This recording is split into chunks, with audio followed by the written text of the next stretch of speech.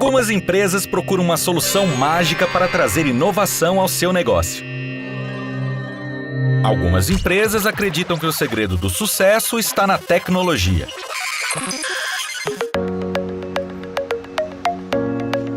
Mas as empresas mais competitivas e modernas sabem que o melhor investimento são os jovens talentos. Aprendizes e estagiários trazem a liberdade, a criatividade e a garra de quem está começando a construir uma carreira e quer provar todo o seu potencial. O CIEE possui toda a experiência para auxiliar qualquer empresa a criar um programa de estágio e aprendizagem. Qualquer empresa mesmo. Entre em contato agora com o CIEE e dê um upgrade no seu negócio. CIEE, transformando vidas, construindo o futuro.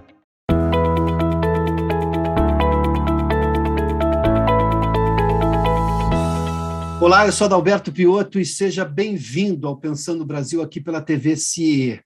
Meu convidado hoje a Pensar no Brasil é o economista Gessner Oliveira. Gessner, seja bem-vindo ao Pensando Brasil. Muito obrigado, Adalberto Piotto. Um prazer enorme participar de Pensando Brasil e conversar com você sobre os destinos do país. Gessner é professor da Fundação Getúlio Vargas e coordenador do Centro de Estudos de Infraestrutura e Soluções Ambientais, também sócio da Go Associados. Gessner, se a gente olhar hoje para o Brasil, nesta realidade mundial, me permita fazer algumas considerações antes de eu lhe fazer a pergunta objetiva. Bom, somos do tamanho que somos, estamos descobrindo realmente o nosso tamanho do mundo, temos uma cobertura vacinal gigantesca já no país, uma adesão por parte das pessoas a serem vacinadas, apesar do barulho político. Temos um país que passou praticamente incólume a uma das variantes mais poderosas da Covid, que é a Delta. Nós temos hoje uma capacidade ambiental gigantesca, um desejo de crescer gigantesco e um espaço para infraestrutura imenso. Como é que você vê o Brasil hoje no mundo, levando-se em conta estas premissas? Alberto, eu acho que é um Brasil de contrastes e de oportunidades, né? De muitos desafios e muitas oportunidades. É um país de contrastes porque a crise da Covid no Brasil deixou sequelas muito fortes. Uma taxa de desemprego recorde, uma piora dos índices de pobreza absoluta, um impacto forte sobre a educação que nós ainda não dimensionamos plenamente, mas certamente um impacto forte em uma área onde nós já não íamos bem, né, na área da educação, um efeito muito ruim também sobre a concentração da renda, enfim. Do ponto de vista socioeconômico, houve um impacto muito forte. Foi, sem sombra de dúvida, uma das maiores recessões que nós tivemos na história econômica registrada no Brasil, e nós tivemos um agravamento do quadro social. Agora, ao mesmo tempo, nós temos algumas avenidas que são muito importantes. Ao mesmo tempo que a nossa infraestrutura é muito frágil, e já era frágil, se tornou mais ainda, a gente pode caracterizar a falta de saneamento, de ferrovias, de portos, de modais integrados, de hidrovias, a gente pode caracterizar isso como uma tragédia social. No entanto, é também uma grande oportunidade empresarial. Há, sem sombra de dúvida, uma enorme oportunidade para desenvolver mercados que nós não temos, né? E o que nós estamos assistindo é, de fato, um salto no investimento privado na infraestrutura. Um salto que a gente verifica no setor portuário, bastante importante, ainda não ocorreu na sua plenitude, mas já há vários arrendamentos de terminais portuários muito importantes, um salto no saneamento, com um volume de investimento já planejado da ordem de 50 bilhões de reais, com os leilões que ocorreram até agora, e haverá mais. A onda do 5G, que também envolve um volume de investimento muito grande. A perspectiva do novo marco ferroviário, que envolve investimentos previstos, intenções de investimento, da ordem de 100 bilhões de reais. Enfim, essa é uma grande avenida, que é a avenida da infraestrutura. E nós temos uma outra avenida, que é da economia verde. O Brasil tem uma enorme biodiversidade, tem uma matriz elétrica limpa, isto é, nós dependemos pouco de emissão de gases de efeito estufa para crescer, o que é uma grande vantagem em relação à maioria dos países do mundo. Então, essas duas avenidas, da infraestrutura e da economia verde, podem ser vetores de uma retomada sustentada do país. Nesse sentido, são grandes oportunidades. Você fez menção a dois aspectos aí. Dia desses, o ministro Tarcísio, de Infraestrutura, fez menção que ele até fez, na verdade, uma analogia com a física. Ele disse que todos os investimentos contratados eram energia potencial e que iriam se transformar em energia cinética, ou seja, na geração de riqueza, emprego, e aí nós estamos falando, e o avanço, obviamente, da infraestrutura. Entre os leilões que têm sido bem-sucedidos, diga-se de passagem, o interesse do capital em entrar no Brasil ou de empresas brasileiras a se associarem a essas propostas, e essa energia cinética onde as pessoas vão ver a recuperação da economia, ao ponto de superar esses problemas todos que você mencionou acerca do dano que a pandemia causou à economia brasileira, à economia mundial como um todo, mas nós sofremos imensamente, até porque ainda estávamos no começo de recuperação lá atrás. A gente vai ver isso brevemente ou isso demora muito tempo, Gesner? Demora um certo tempo, quer dizer, não é algo imediato, mas é algo que já está acontecendo. Quando nós verificamos, por exemplo, cerca de 30 bilhões de reais de investimentos previstos para a concessão de água e esgoto, dos serviços de água e esgoto da SEDAI, né? Nos seus 3 blocos que já foram leiloados, e haverá um último bloco a ser leiloado ainda no ano de 2021. A SEDAI no Rio de Janeiro, né? Isso, a SEDAI do Rio de Janeiro, exatamente. Esses investimentos, eles, na verdade, já estão começando a gerar efeitos, né? Porque eles são relativamente concentrados no tempo. Se a gente pega os primeiros 10 anos da concessão, é onde a maior parte dos investimentos ocorre. Eles ocorrem em diferentes regiões do estado do Rio de Janeiro, assim como outros leilões geraram investimentos que ocorrem em diferentes regiões do Brasil. Para você montar um sistema de água, um sistema de tratamento de esgoto, normalmente são de 2 a 3 anos. Então, não é imediato, mas também não é algo para daqui a 10 anos, 15 anos. É algo que deverá certamente impactar o fluxo de renda, de emprego. Eu diria que nos próximos 18 meses a 24 meses, a gente começa a sentir os efeitos desses investimentos. E, obviamente, há uma série de contratações necessárias para colocar de pé investimentos desse tipo, que já vai mobilizando as regiões, tem os impactos depois derivados do saneamento. Então, quando, por exemplo, a região metropolitana de Maceió recebe investimento da ordem de 3 bilhões de reais, como está previsto para a área metropolitana, isso tem um impacto brutal, não só de obras, mas o impacto depois com você tendo saneamento, você atrai mais turismo, atrai investimento na rede hoteleira, né? E, obviamente, isso se aplica também aos investimentos do setor ferroviário, aos investimentos do 5G e assim por diante. Então, essa parte da infraestrutura, nós temos tudo para ver acontecer digamos, eu diria que já no próximo biênio, ver grande parte de seus efeitos.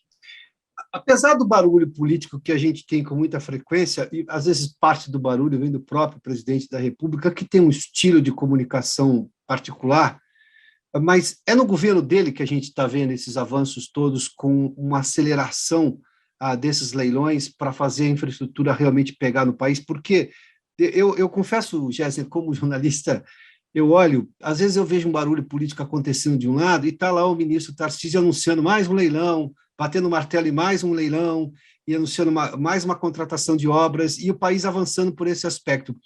Você conhece muito bem aquela lógica, né, da economia se dissociar da política.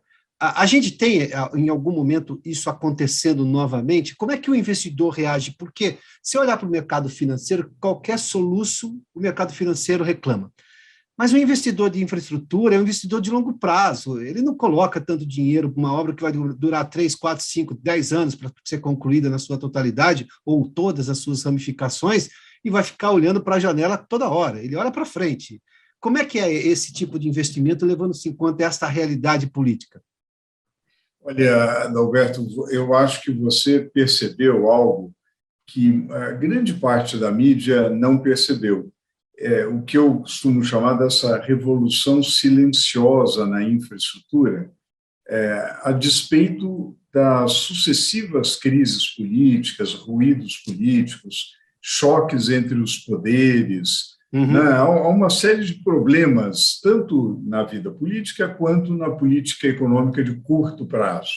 Porém, essa oportunidade, essa avenida da infraestrutura tem uma lógica relativamente independente. Não vou dizer que é totalmente independente, claro, se a gente entrar num processo caótico macroeconômico, vai acabar afetando. Mas nós temos, primeiro, o que nós chamamos a atenção antes, que é a nossa lacuna enorme. Quer dizer, nós temos um mercado grande e que há tudo por fazer.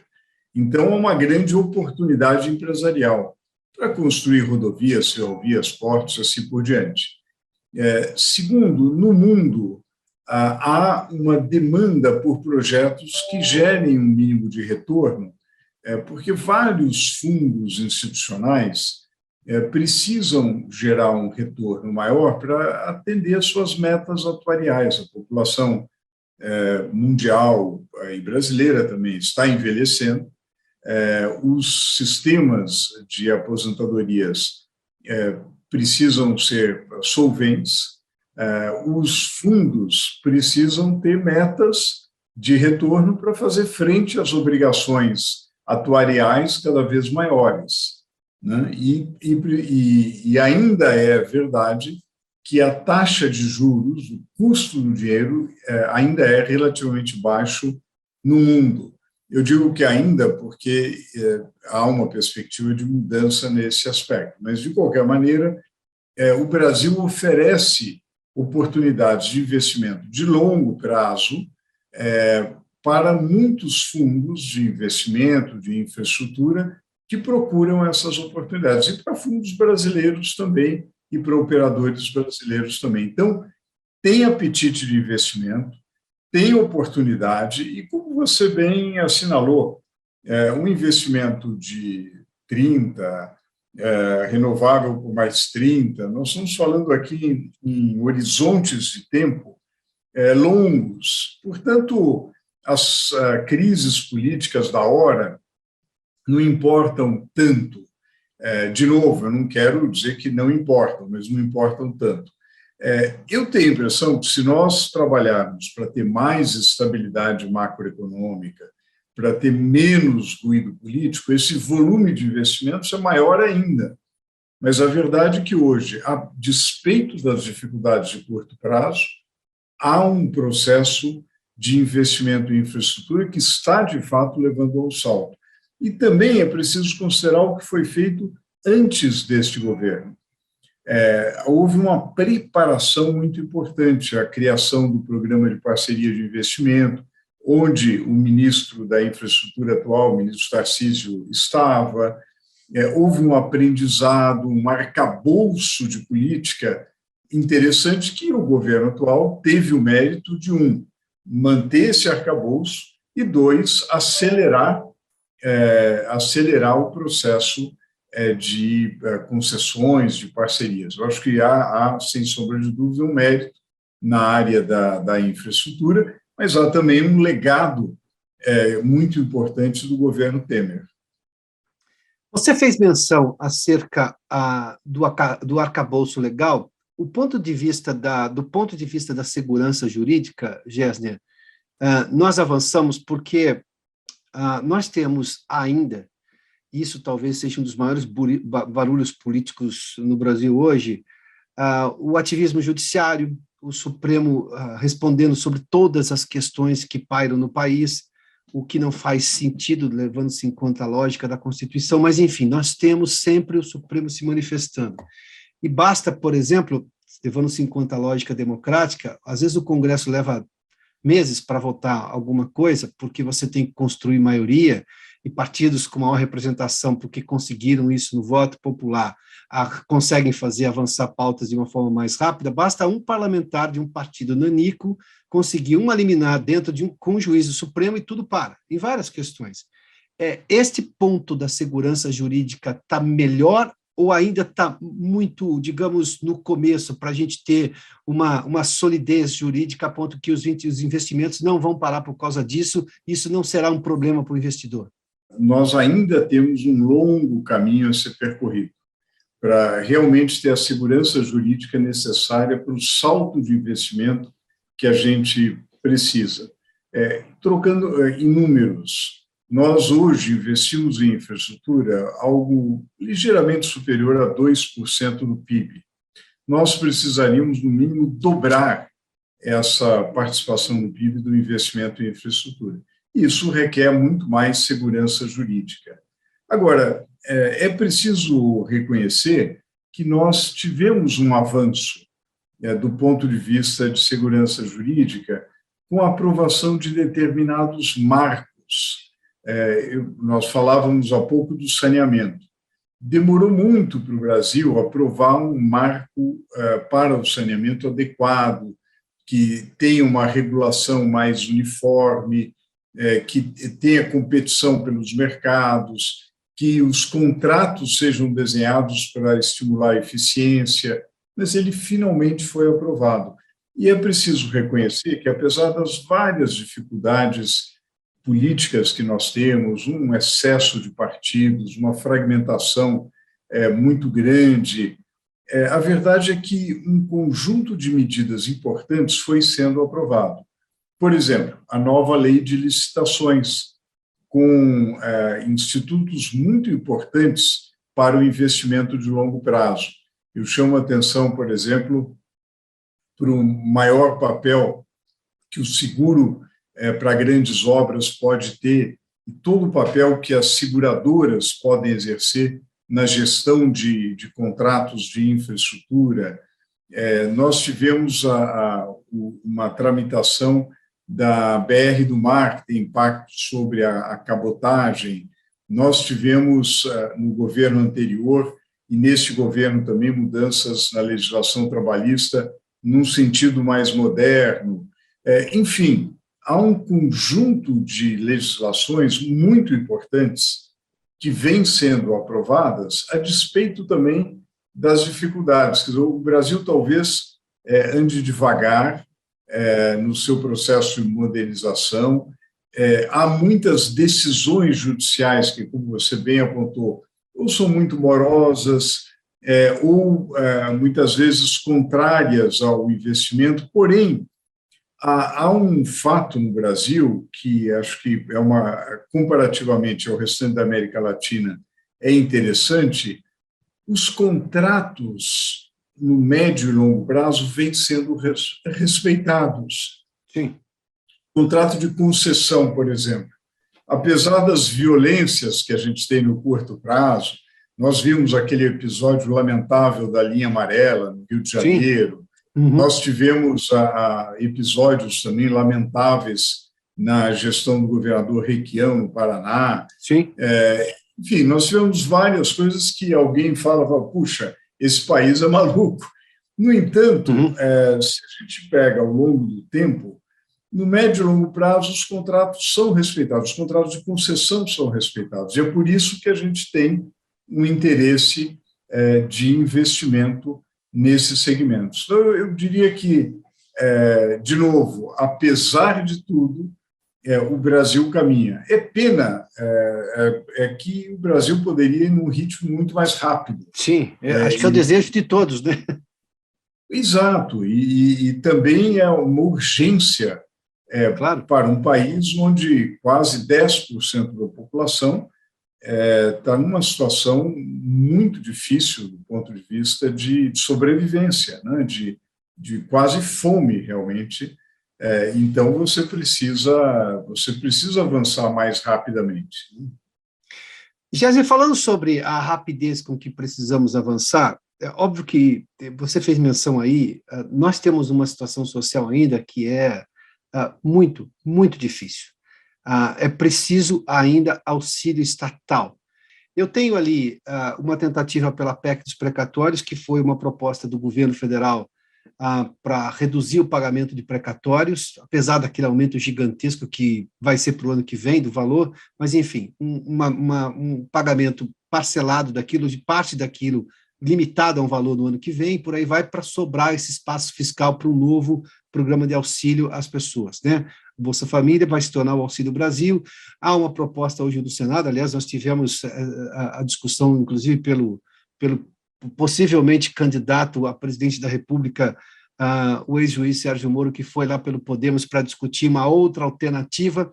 Nós estamos tendo, digamos, um ativismo em relação a isso para encontrar soluções, porque, óbvio que nenhuma solução pode ser perfeita, mas se não discutir esta situação, lá atrás a gente via politicamente algumas pessoas nem querendo discutir, porque não tem espaço fiscal, não vamos dar nenhuma ajuda. Tá, mas e aí? Eu deixo a realidade de lado?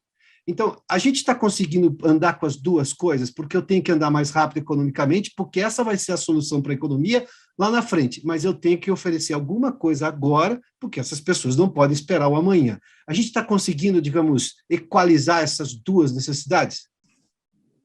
Olha, infelizmente, Adalberto, esse debate acabou ficando concentrado num falso dilema, precatório versus programa social, né?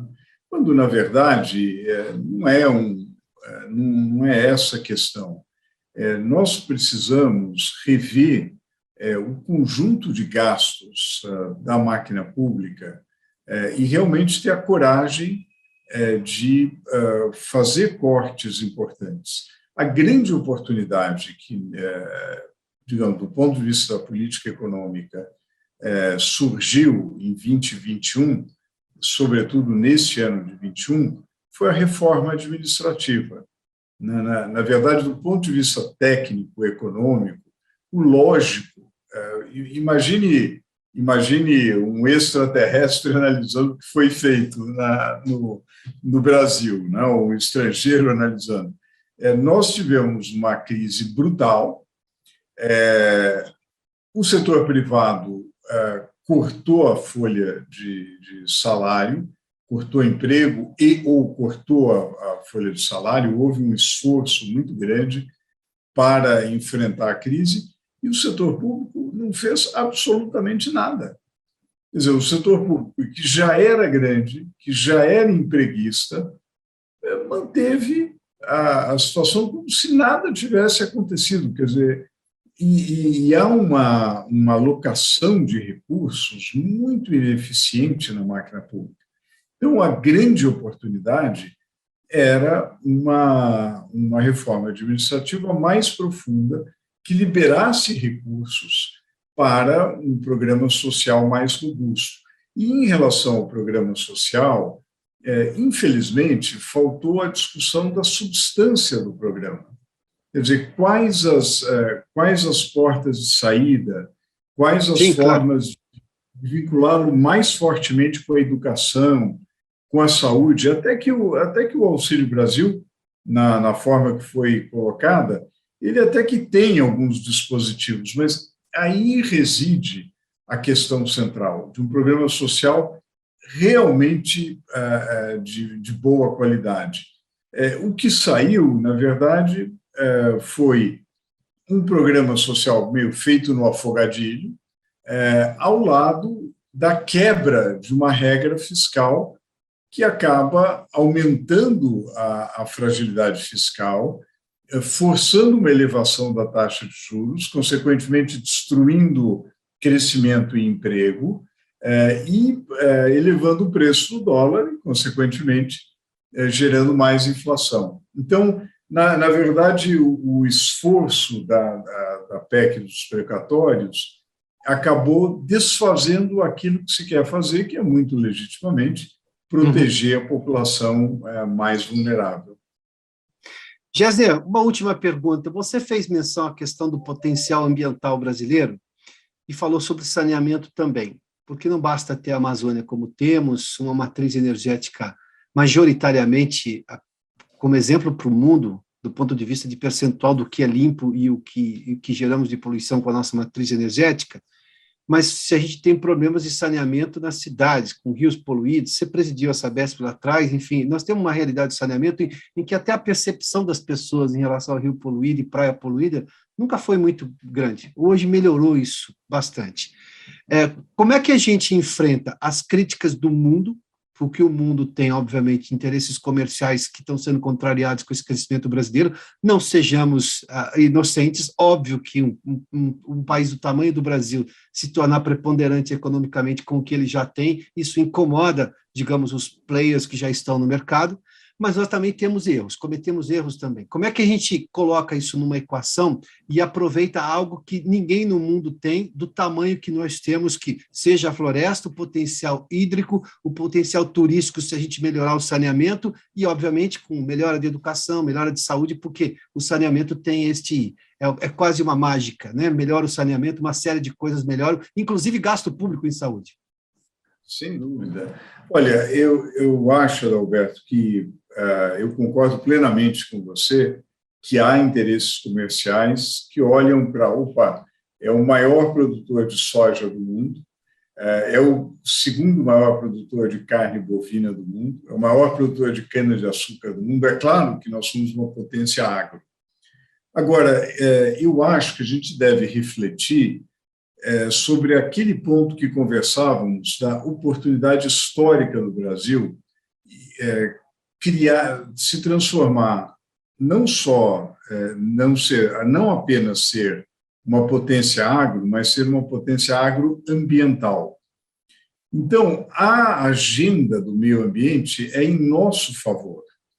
Muitas vezes eu vejo algumas autoridades dizendo assim, eles também já destruíram as florestas deles, mas não importa, quer dizer, me parece, eu normalmente reajo a essa afirmação dizendo, e daí? Porque não importa, a verdade é que não dá mais para repetir a trajetória dos países de industrialização originária, porque nós já temos uma sobrecarga sobre os recursos do planeta. Nós vivemos naquilo que eu gosto de chamar de cheque especial ambiental. Há 50 anos, nós usamos mais recursos naturais do que o planeta é capaz de regenerar. E isso vem crescendo. E essa sobrecarga sobre o planeta, como não tem outro planeta onde a gente pode viver, é irrelevante a gente falar, eles fizeram. Bom, acabou, eles fizeram e agora a gente tem que fazer diferente.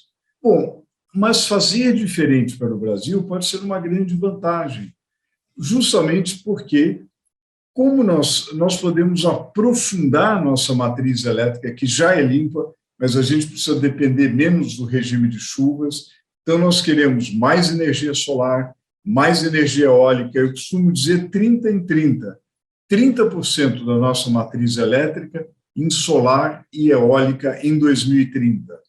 Nós podemos monetizar os serviços ecossistêmicos da floresta.